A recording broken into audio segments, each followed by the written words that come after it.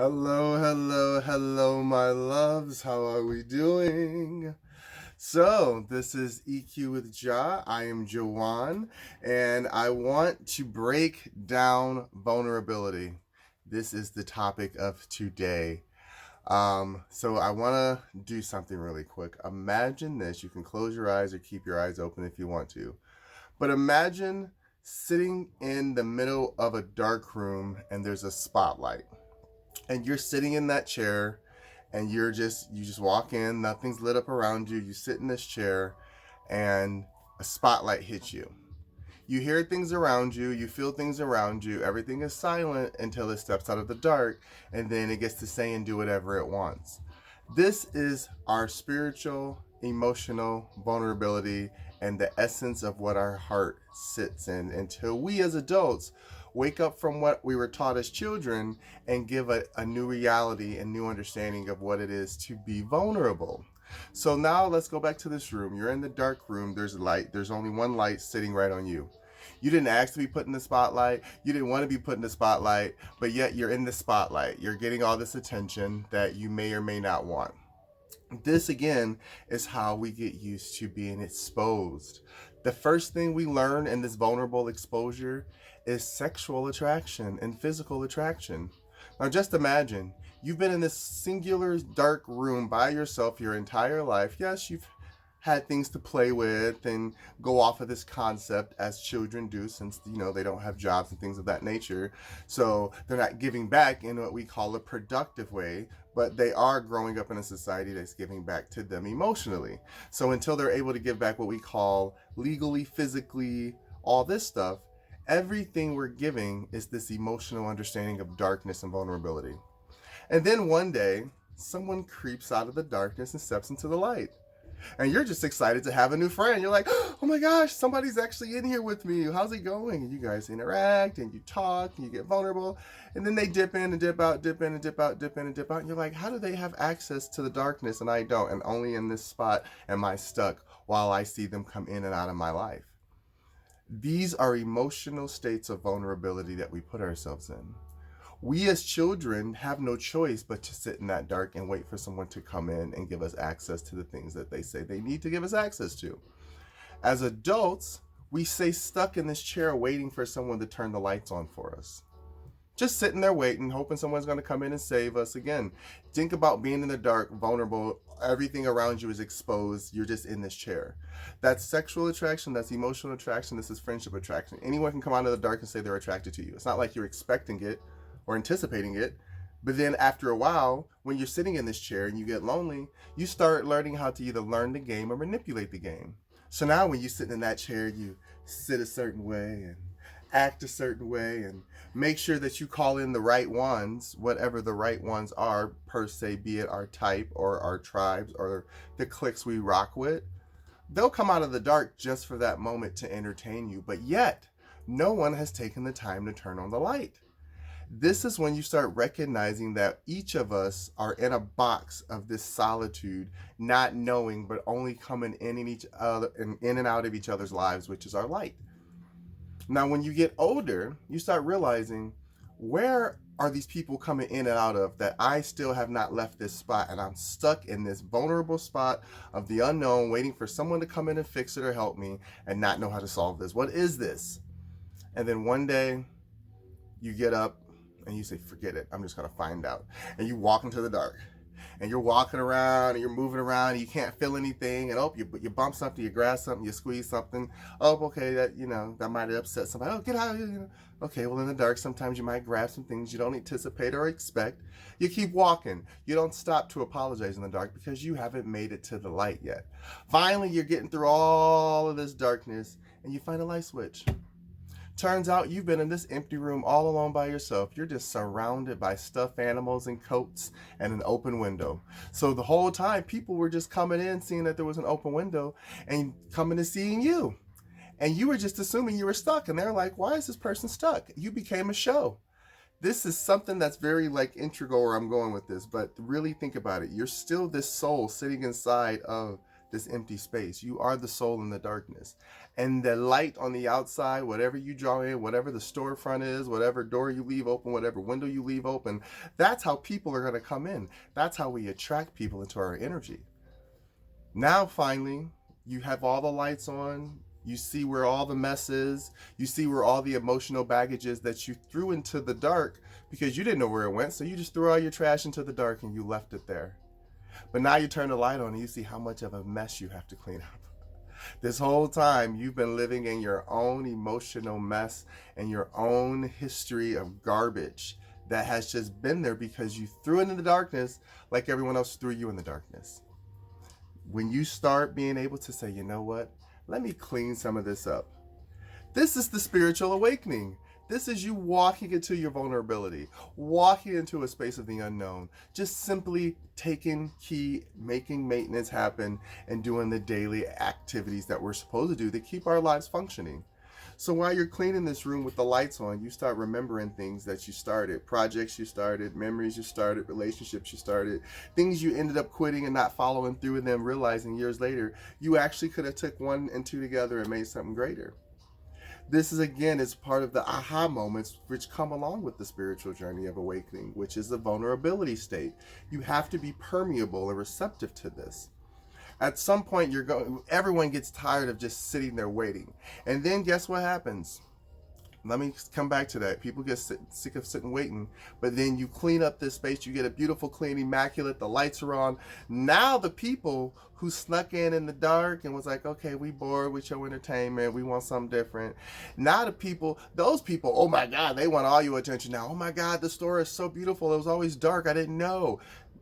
No, because those people, they didn't tell you how to get out the darkness. They left you. So, no, I'm sorry. You can come in and shop if you like to, but you're not welcome into my back room anymore. But then guess what? When you turn on these lights and you show this brand new, spick and span, well-organized store of emotions that is us, then people who you've been wanting to attract start noticing.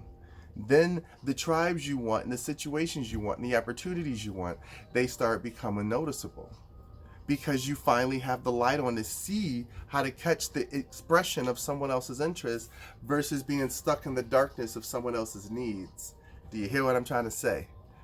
When we sit in darkness, and this is just like any other analogy, no one stopped you from getting up and turning on that light, but through years of conditioning of being told to sit in that chair with the spotlight, there are humans right now in their adult ages, far beyond maturity, waiting for some permission from some invisible person to tell them to do so. All we've been given on this earth are these bodies and these eyes and these minds and all of these things that help us observe something that created us and is able to yield beauty and nature and everything that provides to us through being able to be vulnerable. Nature is vulnerable, which is why when we don't take care of our ecosystems and take care of our bodies and things of that nature, the byproduct is nature struggles and it is the one who gets punished. So this is the same inside of us. When we don't take the time to pay attention to the things that we bring to our daily lives and we're not vulnerable to be able to take new information and new experiences, which is new seeds, all experience, all opportunities, those are new seeds of planting. Wherever you have the soil and the place to plant them is up to you, but you have to make time to nurture them. And through nurturing, you have to be vulnerable. And through vulnerability, you have to be a little brave to walk into the darkness and turn on that light switch that you didn't realize you could have did the whole time without anyone's permission. This is when you start walking out into the light every day, when you're able to walk out of your own darkness of solitude and understand that it's necessary for growth and protection. But when you get to a place of not being able to see or understand anymore, it is your job as an adult or an interactive, functioning human being to know how to get up and say, hey, I know there's a light source above me, so there has to be more lighting around me somewhere. Something controls this source. Don't just sit there and accept the source and then get upset that you have no access to nothing else because you choose not to get up and venture outside of what's been provided to you.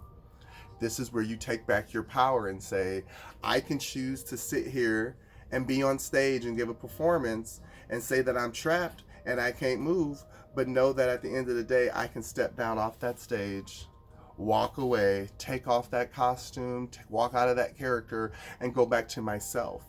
This is when we come out of the ego and the daily body and we go back to the soul self, which is our actual self, and how we feel and heal. And then why we do that, spirit, which is the energy and everything around us that listens to how we need to heal, comforts us in a way that we know is necessary, which is how we seek out what we call being nurtured, being vulnerable, being cared for, being protected, which usually come through friendships, sex, relationships, all these intimate places where you're in the darkness just waiting for someone else to tell you what it is, when you can turn on the light and say, you know what, I like my couch there, and I like this over here, and I like it clean this way. And if this is something that you don't like, that's okay. You're more than welcome to go to the next storefront because I don't accept that here.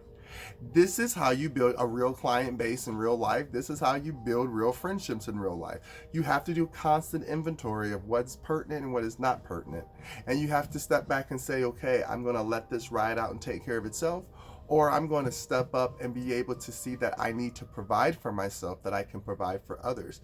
Because it's not about so much giving something tangible or monetary. It really is about the teaching and the learning that we have all learned within the darkness of self, so that when we finally turn on that light that shines outside of us and we become that beacon of hope, beacon of light, the lighthouse, whatever analogy you want to use, and we're able to see the world around us and how we were such an integral part of it. Remember, you were in the spotlight, baby, because you're a star.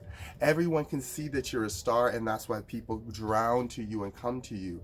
Every individual is a star, and when you do anything that differentiates from the outside world, you're going to be recognized as that star power, and people are going to sit you right in the middle and turn the light on before you even know your own power.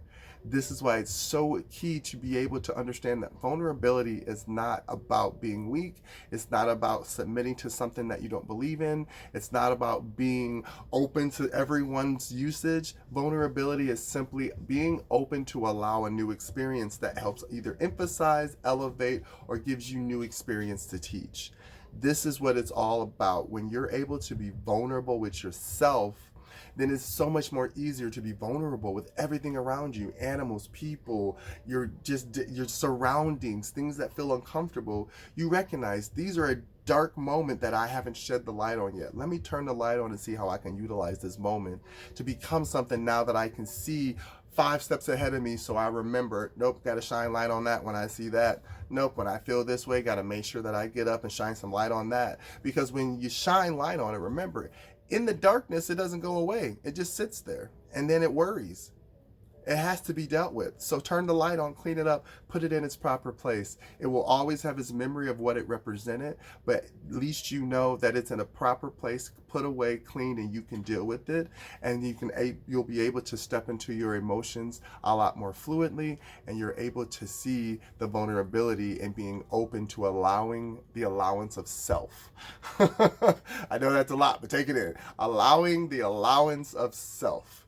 Say it one more time. Allowing the allowance of self. When you do this, you allow yourself to grow the way it needs to grow. You can cut yourself and put a band-aid on it and say, heal. It's not healing. Maybe that's not the way it needs to heal. Maybe you need to clean it differently and wrap it differently, or let it do a different technique for healing. The point is knowing that when it happens to you and you start feeling stuck and vulnerable in a situation, that, remember, everything has a dual perspective. Vulnerability is fear on one level because you don't know what's on the other side. But past that fear of your comfort is so many blessings and desires that you know were meant for you. But you have to say, okay, I'm willing to find out what could happen if I try it this way. Remember, we have all these things where they're like tried and true, and I only use brands and all this stuff. Okay, if somebody tested it a while ago and then it became something that was an entity of your life, and then you implemented it. Anything that you choose to do, you can do the same for yourself with anything that you come up with. It does not have to be a fancy design or something like that. anything that you know will help you heal and get to your state of vulnerability, do it. Because then when we have more healed people with more techniques and more opportunity of learning each other in this human condition and experience, then we can elevate ourselves past the vulnerability of conditioning and hatred and things that come from unhealed timelines that did no justice for anyone except set a tone of replication that is, I am afraid of knowing anything that I can't see. Step into the light, step into the dark. They're both there to guide you. All right, guys. Thank you. Love you. Mwah.